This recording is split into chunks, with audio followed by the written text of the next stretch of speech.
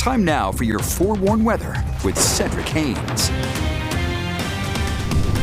All right, well, we had an unsettled weather day across the area yesterday. We saw a lot of everything out there, folks. We saw heavy rain at times. We saw some breezy conditions. We saw some chilly temperatures. We saw some sunshine. We saw some hail. We saw some snow.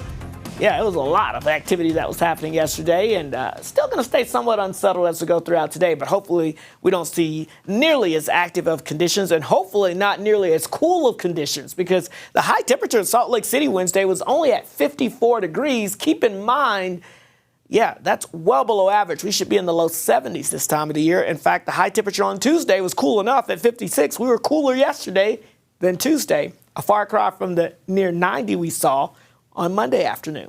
All right, let's look at the numbers out there now, because you're going to need the sweatshirts and the jackets as you head out the door, because we've got 30s and 40s across most of the states and low 50s across far southern Utah this morning, but it is pretty chilly. We've got this pesky upper level low spinning that moisture around across the region, and that means it stays unsettled.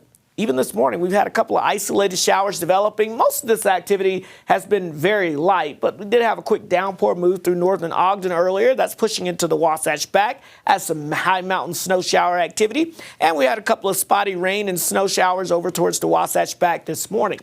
Everything is associated with this upper level low. It's basically spinning in the colder air and also spinning in the moisture, but that's going to begin to lift out as we head into Friday. But the problem is the high pressure is way to the north, so that means we're still going to see some moisture trying to sneak into the state, keeping a chance of isolated showers and the forecast for your Friday. But that's before our next storm system begins to move in, and this one is going to give us that southwesterly flow again, meaning it will scoop up some moisture, bring us some breezy conditions and warmer conditions on Saturday. But as that low-pressure trough moves in on Sunday, look for more cooler and unsettled weather to return once again to the forecast. So Futurecast shows us as we go throughout today that northwesterly flow, especially across northern Utah, will keep at least the chance of some of these isolated showers to kind of develop, especially once we add in a little daytime heating this afternoon. And just like we saw yesterday, any one of these showers could produce some heavy rain, a little bit of small hail, or maybe even a few snowflakes in the high mountaintops. And then as we go into the afternoon, that trend will continue to extend down across most areas along and east of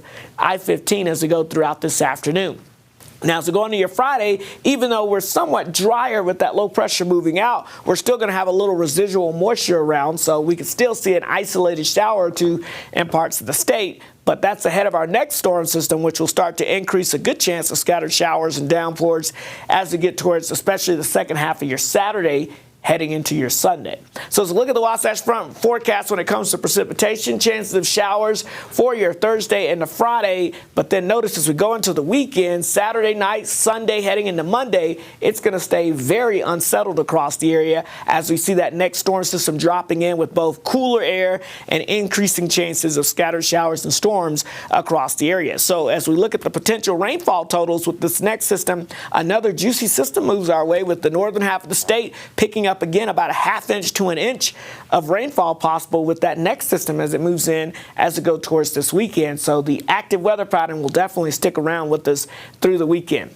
St. George, 80 today. Now we should be about 85. We'll do that for us on our Friday. And then as we go into the weekend, look at that. We start off in the 80s with isolated storms Saturday, but scattered showers and storms likely on your Sunday with highs only in the upper 60s across the area.